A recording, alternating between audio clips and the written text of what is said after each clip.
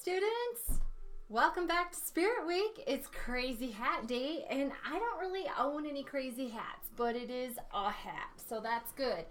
Today we are going to be starting with our Naturalism painting, and I want to just talk about the difference between Naturalism and Impressionism, because the purpose of Project 2 is for you to do two paintings of the same subject, okay? So if you do a hammer in your Naturalism, you're going to do a hammer in your Impressionism, and the purpose is to show us visually by your painting technique that you understand the difference between the two. So remember, with Naturalism, you're going to use natural colors, and you're going to mix your colors on your palette before you put them on your canvas. Now, Impressionism is going to be different, because what they did is they just took the pure color and they would slap it on the canvas, and if they wanted green, they'd put some blue and yellow paint side by side and make your eyes do the optical mixing, and they had a lot of thick paint and texture and pattern, and it was very whimsical indeed. So let's get started. All right, so hopefully you've got your paint from your K-12. So let's open that up super quick. Okay, I've got my brushes here. I have this cool little container that I put water in. I can also store my paints over here, and I can set my brushes right there. Yeah, can't see them very well, but that's okay. So that kind of helps me stay organized. There's also these paints right here. And these aren't the best brushes because they're not pointed, but they will do the trick. And then here's the paint. So let's get that opened up real quick here. All right. So with a little help from my scissors, I was able to get my paints out, and now I need to get them on my palette.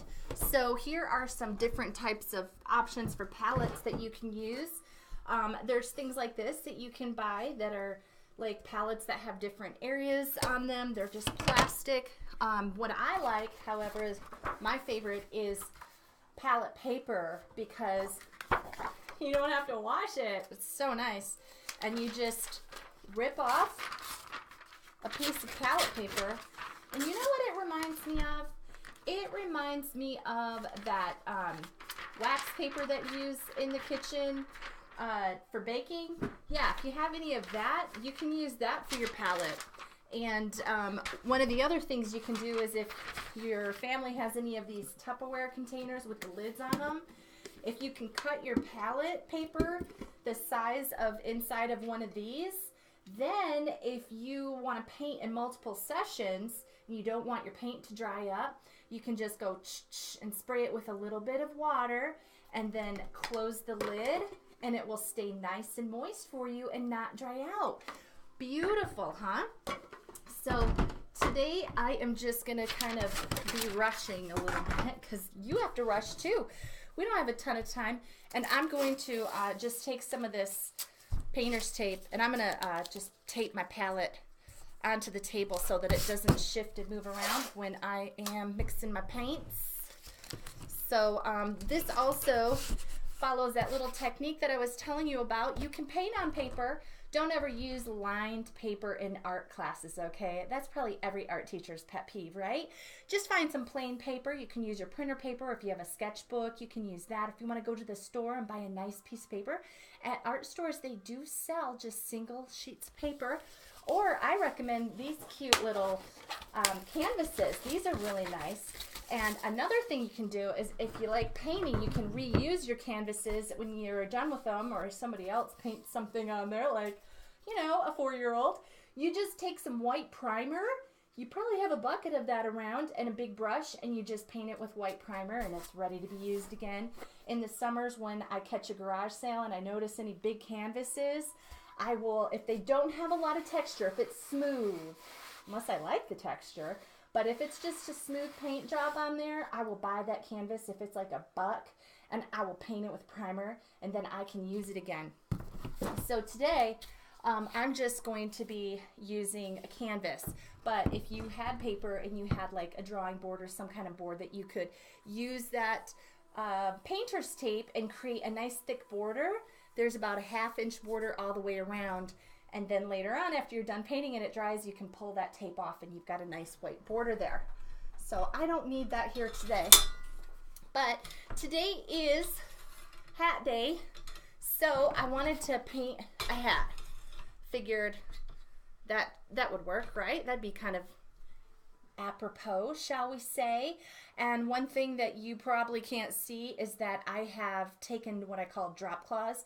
These are old sheets that nobody uses anymore, and they are designated painting cloths now. So I've got a drop cloth that's on the floor underneath me and a drop cloth over here to protect any of my work.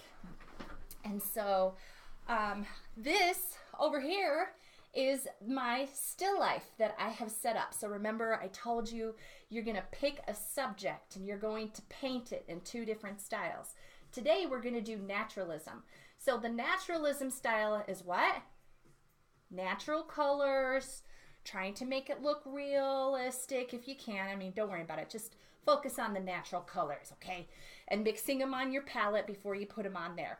All right, let's go ahead. Now, I have this really cool video that I absolutely love of this guy mixing colors. I'm going to show a little bit of the video here just so you can get an idea of how to mix your colors. My name's Sam Durkin, and today I'm going to be showing you something about colour theory. I'm an artist and I generally paint in acrylics on canvas. I always paint using the 3 primary colours, and we'll go more into that later and why I do that. But today I'm essentially going to show you how they work. So let's put some colour onto the canvas just so we can see it. Okay, this is pure yellow. This is what you'd call process pure yellow. As you see, it goes on the canvas nicely. We've got a strong colour there. I'm going to change brushes because I want to make sure that we don't mix these colours yet. This is pure magenta. As you see, it's a lovely red colour. It's not what you might call a poster box red, but it's the purest red you can get. So it's what you might call real red. If you're buying it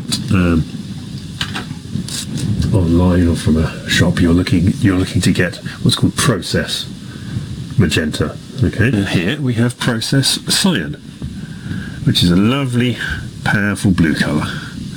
Now, all these colours together can make every single other colour in the colour spectrum, and I'll just exhibit that here. If we move this up towards where we have our yellow, so we move some paint over there, let's move some there, let's put plenty in here so we've got some to move with. If we move that up to where the yellow is, we can move it over here, and as they cross across each other, there we go, we get green. So there we are, you see 2 mix together, and as it gets over here more, we get a more bluey green, and we mix some of that yellow in, we get a more yellowy green. There we go. So as you see, we've essentially got and you can see that the shades of green and all the shades in between, they're all mixed together. So we've got our pure colours. I've got some yellow on there and move across to the red. Now I've already got some red on this paintbrush, so as you see, it's going a little bit orange, and there we are. We get an orangey colour coming across there. As we come across here, blue paint, we've got almost too much water in it there. We mix into that red. Just put some more red on there. We get a lovely purple colour. Okay. Now, the amazing thing about this is if you mix all of these colours that are in this colour circle together, in this middle area, it gets very, very, very dark indeed, because these colours mixed together, if done exactly right, will form a type of black. Now, the final stage to this is to add white. A spot of white out here, a spot of white out here, a spot of white out here, and one there. What I'll do is mix it in with the red here, as you see. Get a pink. As we mix it in across the purple here. Get a pale purple. Come across here. Let's get some more of that. We get a light blue. Okay. Some more white on there. And as we come across here, mix it in with the green that we've got. And that purple green. As you see, to mix it across those colours. Alright, so I was doing a little bit of that color mixing myself, and when I was doing that, I noticed that the hardest part about using these paints is opening them without getting paint all over yourself. I used a pencil tip and punctured them, but it's a good point to remember that when you paint, you have to have rags, okay? So get your rags together. Now, you can mix a lot of your own colors, like you can see, but these are very earthy. These are very natural colors, so I'm really liking that about this. And I'm just going to go ahead and I'm just going to get started. So, let's see. This paintbrush, oh, I don't care for it. But I guess I'm going to use it. I've got water here. And the first thing that I need to do is just kind of sketch the contour lines of what I'm painting over there. So I'm going to get a light color off of this palette that I just created over here. I'm not going to really worry too much about what the color is. And I'm just going to go here and remember, use your thumb to look at the proportion and just kind of sketch a little bit what you see. So I see this cylindrical form over there with my hat kind of draping over it. And, you know, I just don't spend too much time worrying about how it looks. I'm just trying to paint what I see, the shapes. I'm just painting the contour shapes, the contour lines. I can come back and fill it in with value later. I think that looks pretty good. Nice. Grab a little bit more of that and let's come around this way. Get the rest of that container. Okay. And there is a lid on there, so that could be good to paint that in. And then I had this drop cloth coming down, so I'll paint even the edge of the table and even the horizon line in the background. Those things are important visual cues. And when you are doing, I'm not going to paint the lamp. The lamp is actually there to provide a source of light coming from one side. So I have highlights on one side and shadow on the other. That's really going to help me. And then I'm going to paint the edge of my table and this cloth draping down and the folds coming down on the cloth. And I could probably get some other fold lines coming out of there. So boom, my painting is almost done. Now I just have to fill in some value. So there is a little bit of black in my hat, but if you look really closely, you know, sometimes it's not as black as it looks, and you've got to really be careful and look for the black parts. Yep, just paint all over me. If you water this down and everything, it'll go a lot farther than if you just try to paint with the pure paint. So I'll be using a lot of water, and I'm going to grab my thick brush here, and I'm going to take my black paint down here, and I'm watering some of it down, and I'm just going to come in where I see pure black, and I'm just going to paint that in.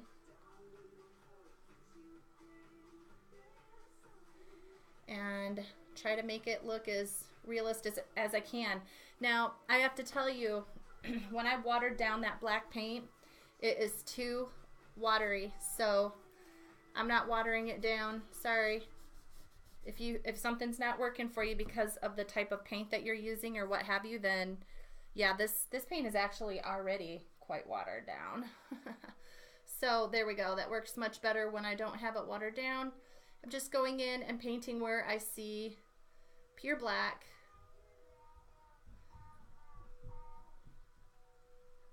Okay.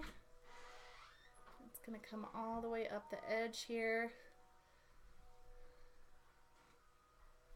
Nice.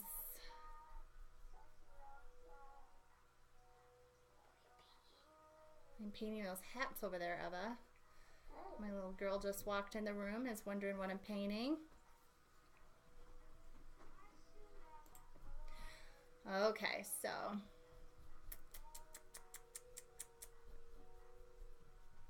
this is fun. So then this is where you get to do a little bit of blending. So it's a little lighter. I'm gonna grab some of this beige that I made when I was doing that little mixing video portion that he was doing, and I'm gonna pull in a little beige here. There's actually a little beige paint, so I'll try that and see if I like that, and I might just mix a little bit of white with that beige because it looks pretty mustardy. But let me try it out and see. It's all right. So I know that, you know, it talked about mixing the palette, mixing your colors on your palette, but it's okay if while you're painting your colors also do blend together, because that's pretty important that your colors are blending. If this is once again the rendering process, right? So then I'm gonna have some more black, some more pure black here on this side of the hat that I'm gonna put in there. So all I'm doing is painting what I see, and I am not spending too much time worrying about how it looks, just looking at the values that I see over there in the light. Okay, so it looks pretty good. I can probably grab a little bit of that mustard and bring some of those mustard tones in down here. And you can use your subtractive method when you're painting too. You can wet your brush and you can just pick up paint off the palette so that you can see a little bit of the white canvas coming through. That's a way you can also make some highlights. I'm gonna do a little bit of that over here on the hat where I can see a little bit of light hitting it. So that just helps to give it a more three-dimensional quality when it's not just a solid color. So I know that you can't see that really well, but when I photograph it, I think that's gonna show up nicely. So there's the top of my hat, and then I have this little ribbon, and I might have to pull out a little bit of white so I can make some silver. So I'm gonna mix a little bit of black and white together. I already have black, a little subtle bit of black on my brush, so all I had to do was just put my brush into the white, and that gave me a little bit of gray. So I'm going to do those gray highlights in just a second here, but I've got my color mix there and all ready to go. Let's go with some black for that ribbon.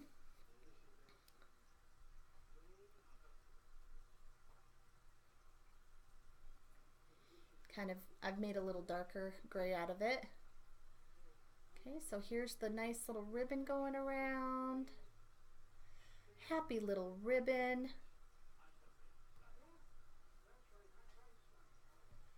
Once again, just painting what you see. That's all you're doing. And you're mostly looking for shapes of value. So different tones, like where you see black, paint black. Where you see silver, paint silver. Where you see a white highlight, paint a white highlight. Now sometimes you might have to wait until after your paint dries a little bit before you can actually paint your highlights on. That's something that you usually will have to do, is let it dry a little. But that's the nice thing about acrylics, is that they dry pretty quickly. There's a little bow here, so I'm going to try to grab one of these finer brushes and grab the black, and I'm just going to try to paint in that. Well, it's not a bow, it's more like a knot. And I'm going to just try to paint that in.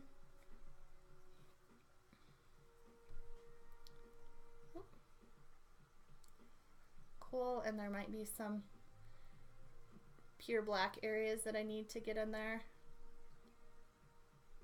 Okay, that's looking pretty good. I know you can't see it that great from where you're at, but looks good from where I'm at. Okay, so time to get going with the rest of the hat. Now the light is hitting that rim over there pretty nicely, so I'm going to be mixing a little bit of that beige color that I had. That's the yellow ochre. So I'm mixing a little yellow ochre with my black so that it's not a pure black, because it's quite light for a black color. It's a tint. So tints are when you add white, and shades are when you add black. So instead of making just a gray color, by adding that yellow ochre, I'm getting a sepia tone, which is a little more true to how I'm seeing it here with my eye. I'm not seeing gray tones over here. I'm seeing sepia tones. And that's perfect, because when you think of naturalism, you think of those natural tones. Oh, this is looking so good, guys. I'm having so much fun. I hope you're having fun. What are you painting today? I'm painting a hat. In case you're just turning in and are wondering what this odd thing is. Oh, over here, I'm loving how much light is hitting this spot. So I'm going to use my subtractive method, and I'm going to just use a wet brush, and I'm kind of going to erase paint from the palette with my brush to show where the light is directly hitting. It looks so good, guys. So good. And then blend it. Oh, it's gorgeous. It's gorgeous. I can also do a little bit of that subtractive method up here to create some more highlight. And then, of course, at the rim edge, it is actually black. So I'm going to get some black here, because that's where the light isn't hitting it, is on the very edge of that. So that is really nice. That makes it pop so well.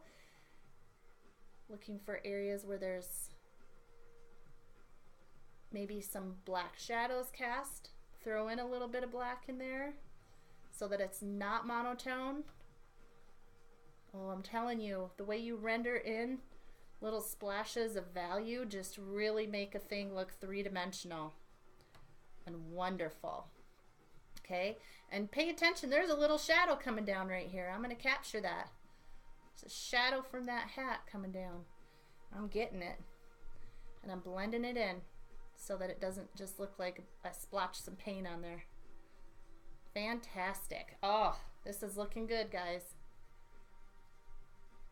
Okay, so just keep wiping that paint off my brush for right now until I can get control of it, because it's a little thick and it's looking splotchy. Perfect. So, hat done. Let me show you how that looks.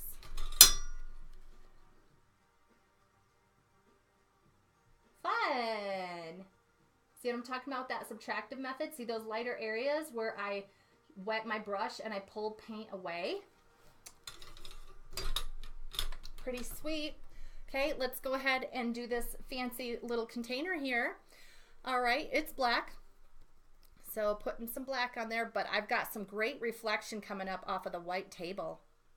So I'm gonna be sure to put that in there and give credit to the lighting where the lighting is due. All right, so here we go. You know, my shape might be off. It happens to the best of us. But that's kind of the beauty of fine art. Okay, so all that black paint that I've got on there right now, now I'm just gonna grab a little bit of that yellow ochre color, and I'm coming in here and I'm gonna paint some of that in to the places where I can see there's highlight. Just because the container is black doesn't mean that the whole thing is black, right? So let's see if I can go ahead and move my camera closer so that you can see a little better my process. Would you like that, boys and girls? There we go. Oops. Let's see. Let's see if that helps. Okay. All right. So I've got that yellow ochre, and I'm always looking over at that and making sure that I'm paying attention to where the light is hitting, where there's pure black shadow, getting that shadow in. That is so nice.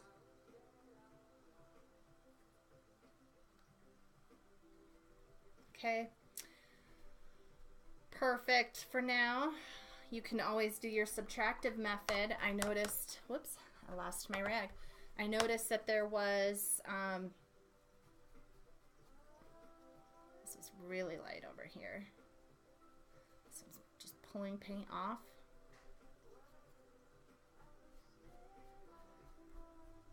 And blending.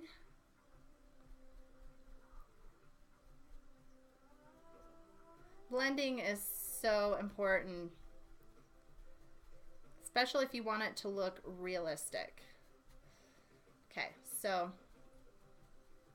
that looks pretty good, and you might not be able to tell, like I can over there, that there's actually, this hat comes down and makes a shadow, and then right here there's this area that's highlighted on the cylinder.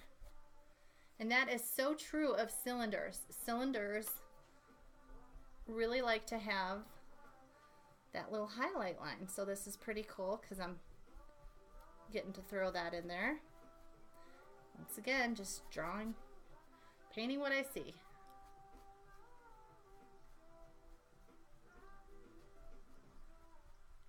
I'm blending it a little bit so it doesn't look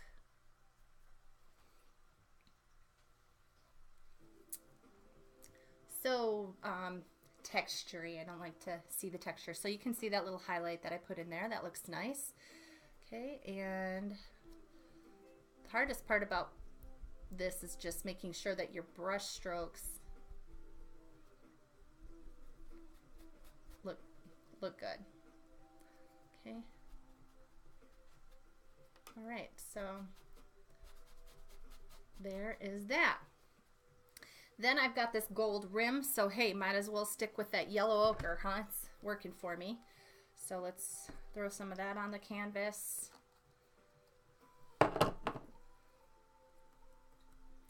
And I need a little bit of black to throw in that for the edge of that lid, because that edge is a shade of my yellow ochre here. It's going to be a shade of it.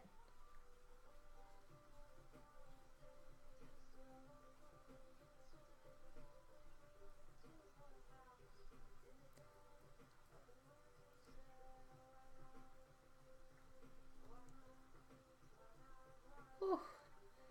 I'll tell you what, these brushes are not fine tip. All right, so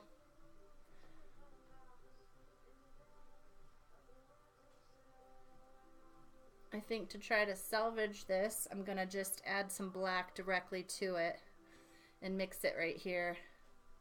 Whoops. And that's why you mixed on the canvas, because that was too much black. But I can pull some of it off. Let's see. Or that's why you mix it on your palette and not on the canvas. So you don't have the problem I just had where you put way too much paint on it. But you can still play around and get it to mix for you. But the thing to note about this is that I'm not using like big strokes of paint. I'm not doing optical mixing. I'm mixing the colors together to create that secondary or tertiary color. Okay, now I can go ahead and do my lid. That looks terrible. Oh well. Yeah, that color is just a little bit too much, so I'm pulling a lot of it off. Pulling a lot of that off. Because that was just a bad choice. But hey, you know, this just goes to show it's good to take risks. It's good to try new things. You never know what's going to happen until you do it, and then it's a learning experience, and you go, whoops, don't do that again. You can always grab a tissue and erase, you know, just scrape off the paint. Oh, that over there is already dry. This paint dries fast. Okay, I got to get a little bit of, yeah, a little bit of black mixed in there because it doesn't match the rest of the painting, if you know what I mean. Okay, so it's still lighter than that edge. Okay, looks pretty good. Do I have some bright highlight areas? Oh, you betcha. You bet I do. And am I going to use that subtractive method? Oh yeah. Let's subtract right here. There's a nice highlight, and I'll probably come in later with some white, and there's some highlights over here. Okay. There's a shadow created by the hat, so I've got to get a little bit of ochre shading that I've created over here and get that shadow in there.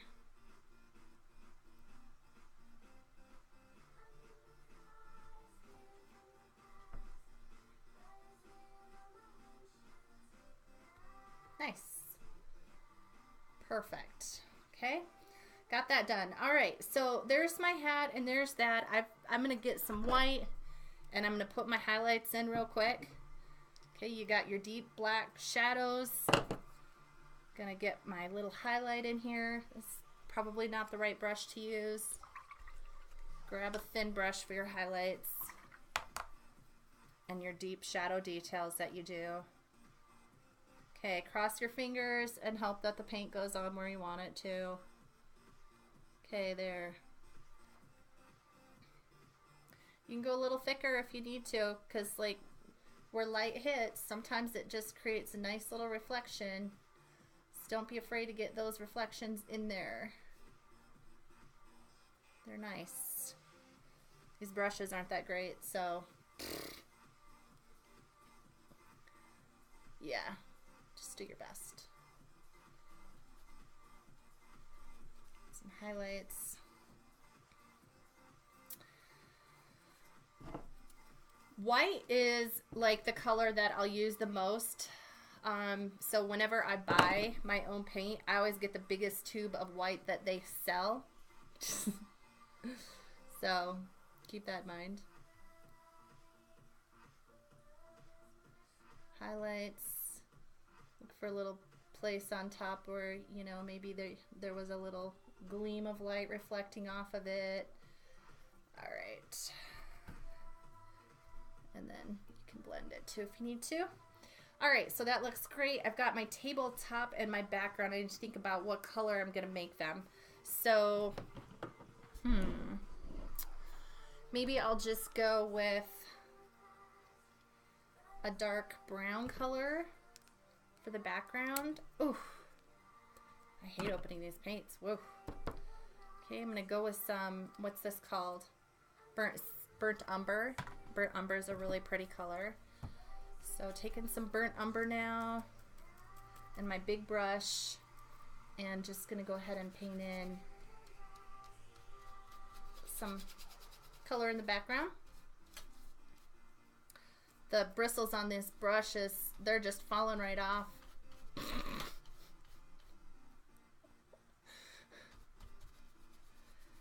So here's my background. And remember, it's naturalism, so we're just trying to keep the colors natural. Okay. Got the color on there mostly, and I think I'll take my bigger brush since that one really doesn't work very well. And I'm just going to take some water. Ooh, not too much. Like I said, these paints are already super thin. And just go around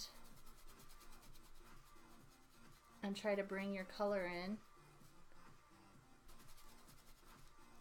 to kiss your object. And you want to be thinking about contrast. So if you've got a light edge, give it a dark background, because that'll make it pop. So add some more pigment and make that portion darker over there.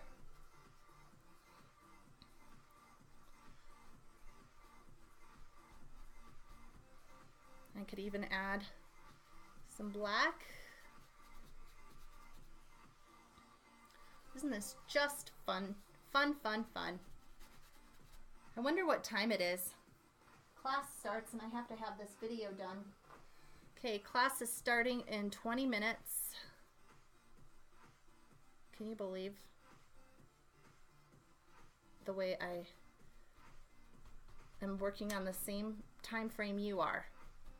If I can do it, you can do it.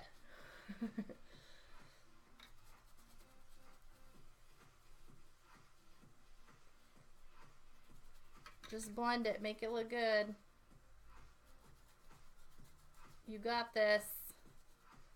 It's just like coloring. You don't want to see your color marks, so you could always maybe take your dry brush. Oh, these brushes. The paint is so thin. I hate how it's making lines. So another thing you could do is if you had a nice soft cloth. Whoops. I don't know if that would work. You could try to smooth it out that way, or use your finger. Oh, I think I'll use my finger because the brushes are just making brush marks because the paint's so thin. All right, there we go. That works for me. Nice background. My tabletop is white, so I'm gonna, of course somebody's at my door. I'm not answering it. Eva? Mom, somebody's at the door. Who is it? I don't know. Is it a male person? Let me check.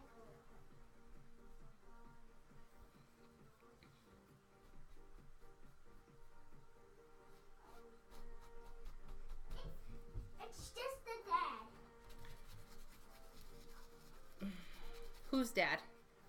I don't know which dad. I mean. Does he have a uniform on? Well, Is it the UPS truck? I think so. No, you'd see a UPS truck out there if it was. Do you see a UPS truck out there? No, but Okay. I see a man. Well, we're not answering the door. Why? Because mom's working. I don't have time right now.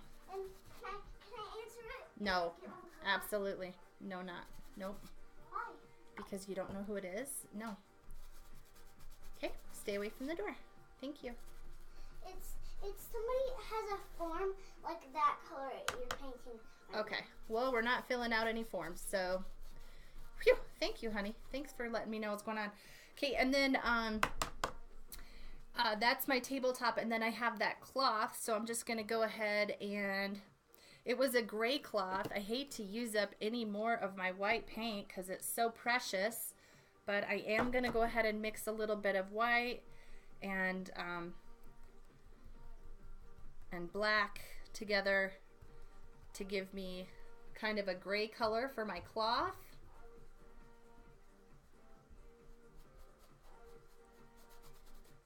And wherever there are wrinkles in your cloth, remember there's going to be shadows. So you're just going to go dark in the area where you have shadows. and then lighter where you would have highlights.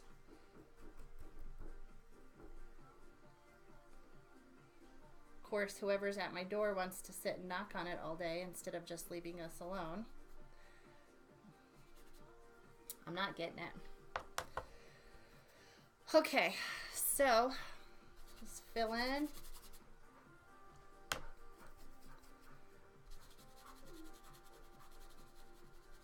And I don't have enough, Eva, get away from that door. Don't go near it.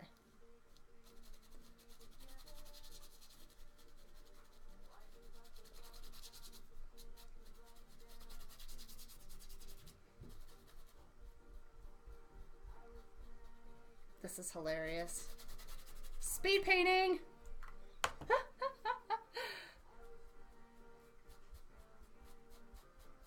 But do you see how I'm getting that wrinkle in the cloth is because I've got really light paint next to the dark fold right here.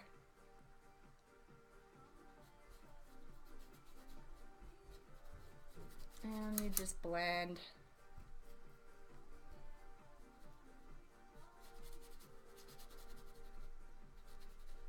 And you don't have to draw exactly what you see always. You can be like, hey, you know, it'd look better if I did it like this. And then think about the shadow, you know, that the hat is going to bring down on that cloth.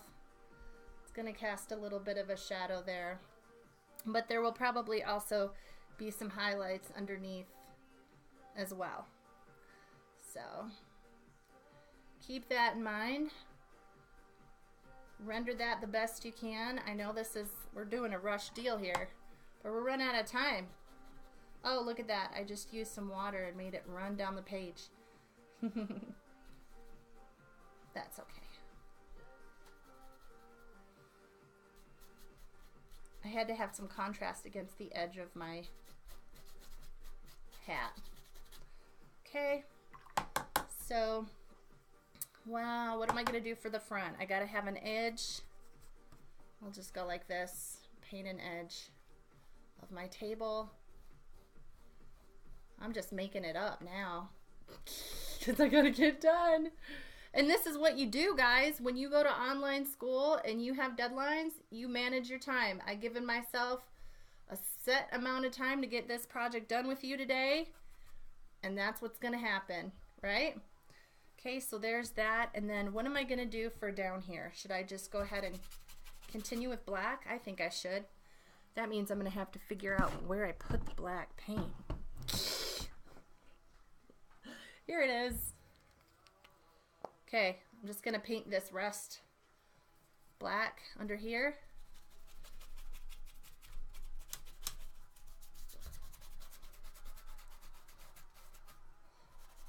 Sure, why not, huh?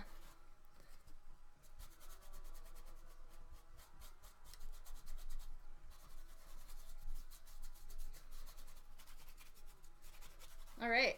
Woohoo! Whoops. What did I do? I got sloppy. Could have used my subtractive technique, get my brush wet and clean. It's hard to get a black brush clean, let me tell you. Put that there, and I've got to get the front edge of this table. I got to get that to look like the edge of a table. So I'm going to have to do a little bit of subtracting here. Don't use too much water because it's going to start running.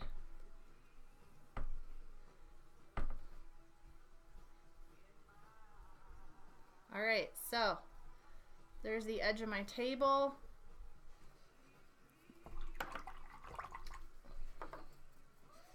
My brush has so much black paint in it. It's absurd. It's absurd how much black paint my brush has on it.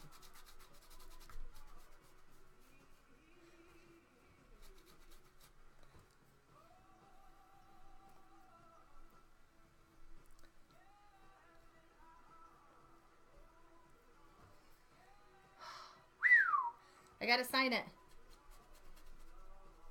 I got some areas over here I'm not liking the brush strokes too much. Okay, sign it. Thin brush, black paint.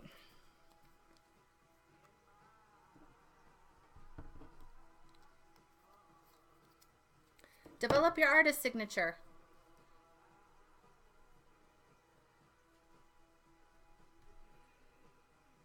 There's mine. Let me just show you what that looks like.